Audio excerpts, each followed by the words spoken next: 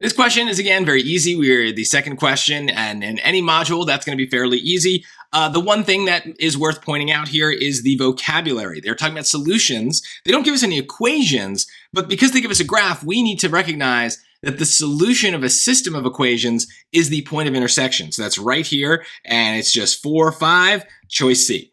Now, there's really not much you could do wrong here. One thing that they've done in previous questions that are similar to this is they have reversed the x and the y, right? So I'm surprised that we don't have 5, 4 as a trap answer, because some of you just didn't learn how to read a graph, or maybe when you're moving fast, you make those kinds of mistakes. So I'm surprised that's not an answer.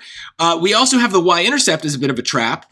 That is not as commonly going to be something that you think of as a solution, but the x-intercept might be. And so this one is a messy x-intercept. So there's really no way you would pick it. It's close to 5, 0, but it's not exactly 5, 0.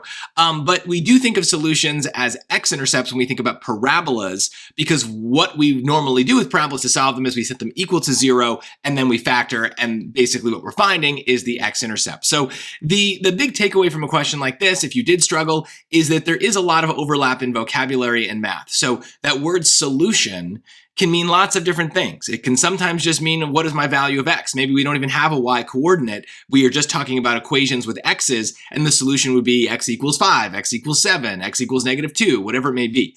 But when we have a system of equations, multiple equations either interacting on a graph or just written on our page, then a solution becomes that point of intersection. So it's important to know that, because in Desmos, we need to know what we're looking for when we enter things in. So this is a very easy question, but we're going to need to be comfortable with that vocabulary of a solution sometimes being a point of intersection, because it is going to come up on harder questions where we do need to put it into Desmos.